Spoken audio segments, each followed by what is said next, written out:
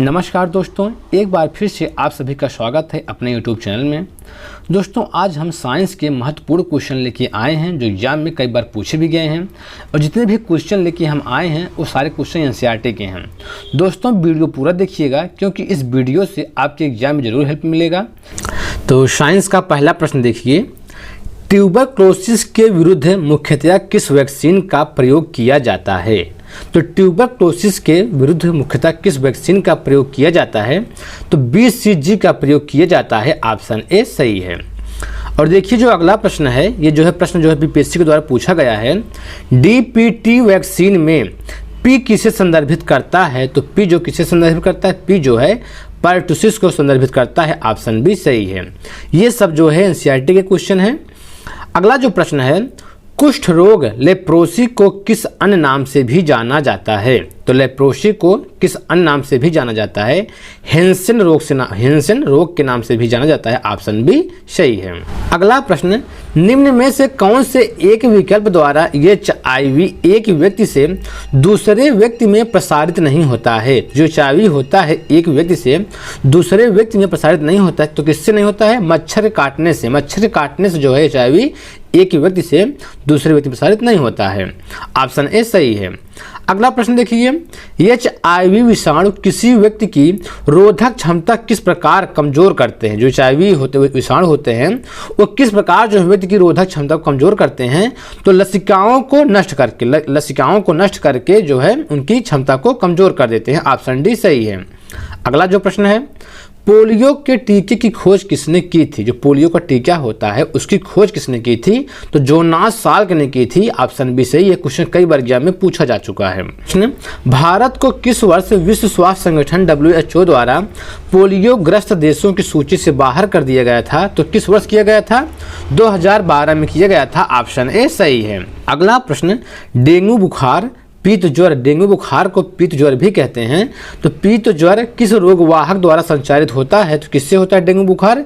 Adage aegypti मादा मच्छर काटने से होता है डेंगू बुखार। ऑप्शन सी सही है। और देखिए जो अगला प्रश्न है, हेपेटाइटिस बी निम्नलिखित में से किसके कारण होने वाला संक्रामक रोग है जो यकृत को प्रभावित करता है? तो हेपेटाइटिस बी किसके द्वारा होता है? वायरस के द्वारा होता है। ऑप्शन ए सही है। यह क्वेश्चन भी कई बार एग्जाम में पूछा जा चुका है। और देखिए जो अगला प्रश्न है, मेनिनजाइटिस रोग किसको प्रभावित करता है? तो किसको प्रभावित करता है? ये मस्तिष्क को प्रभावित करता है। ऑप्शन डी सही है। अगला क्वेश्चन देखिए, चेचक होने का कारण है, जो स्मॉल पॉक्स होता है होने का कारण है, तो स्मॉल जो पॉक्स क्या है वो वायरस द्वारा होता है, तो कौन सा वायरस है? वेरियोला वायरस होता है। ऑप्शन बी सही है। और देखिए जो अगला प्रश्न है, निम्नलिखित में से कौन सा बर्ड फ्लू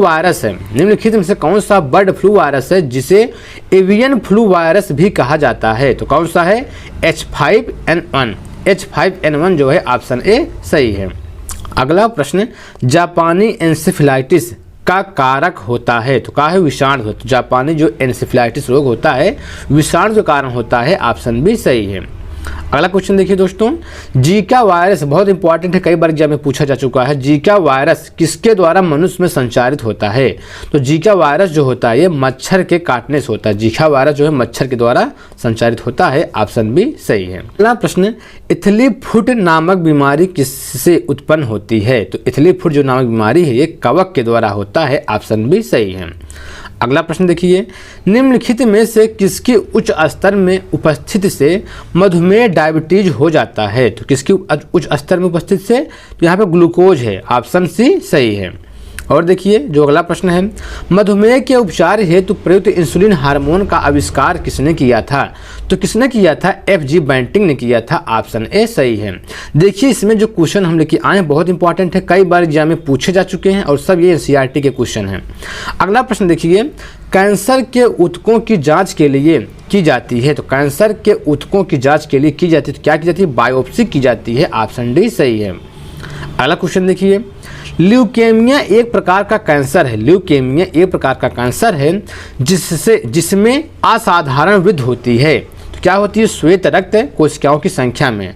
तो किसमें वृद्धि होती है? श्वेत रक्त कोशिकाओं की संख्या में वृद्धि होती है। ऑप्शन डी सही है।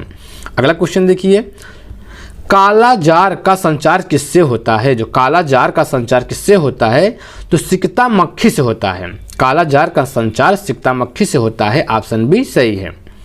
अगला क्वेश्चन देखिए, काली खांसी से बचाव के लिए शिशुओं को कौन सा टीका लगाया जाता है? तो काली खांसी से बचाव के लिए शिशुओं को कौन सा टीका लगाया जाता है? डीपीटी का टीका लगाया जाता है। ऑप्शन सी सही है। अगला क्वेश्चन देखिए दोस्तों, भ्रूण में एरिथ्रोब्लास्टोसिस फिटैलिस रोग किसके कारण हो सकता है? तो किसके कारण हो सकता है? लाल रुधिराणुओं के अभिश्लेषण से हो सकता है। ऑप्शन ए सही है। तो ठीक दोस्तों, इस वीडियो में इतना ही।